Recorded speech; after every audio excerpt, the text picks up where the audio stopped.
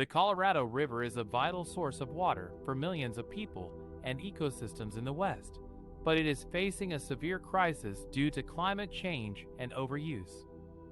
To avoid a catastrophic scenario where the river's largest reservoirs, Lake Mead and Lake Powell, drop to levels that would stop the flow of water and electricity, 3 Southwest states have reached a landmark deal to reduce their water consumption. California, Arizona, and Nevada have agreed to cut at least 3 million acre-feet of water through 2026, which is about 10% of their Colorado River allocation. An acre-foot is enough water to cover an acre of land with 1 foot of water, or about 326,000 gallons. This amount of water could serve about 6 million households for a year. The deal aims to stabilize the river system and prevent further declines in the reservoirs, which are already at historic lows. The deal is a result of months of negotiations among the states, the federal government, tribes, and other stakeholders. It builds on a previous agreement in 2019 that set voluntary reductions for the states until the new deal goes further by making the cuts mandatory and increasing them over time. It also provides incentives for the states to conserve more water by offering federal funding from the Inflation Reduction Act, which allocated $1.2 billion for drought relief projects in the West. The deal is not a permanent solution, but a temporary measure to buy time and avoid a crisis until 2026, when a new set of rules for managing the river will be negotiated. The deal also recognizes that more cuts may be needed if the reservoirs continue to drop to critical levels, and gives the federal government authority to intervene if that happens.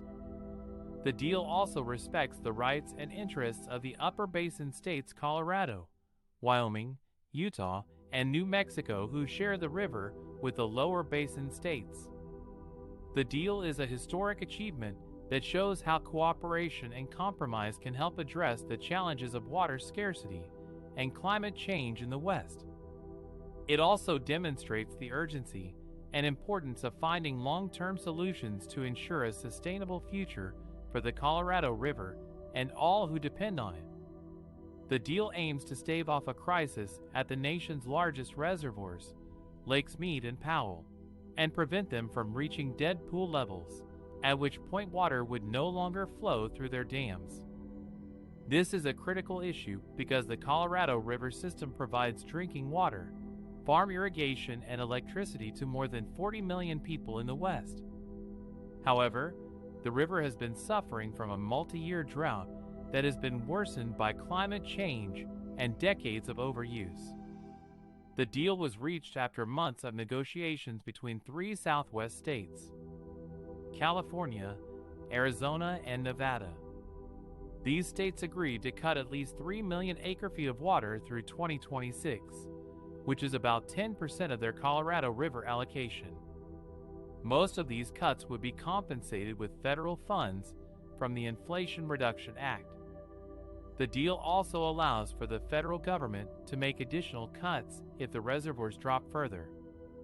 This deal is a historic breakthrough that shows the cooperation and commitment of the states to protect the Colorado River and its resources. It is also a temporary solution that buys some time for the states to work on a longer-term plan to address the challenges of climate change and overallocation on the river.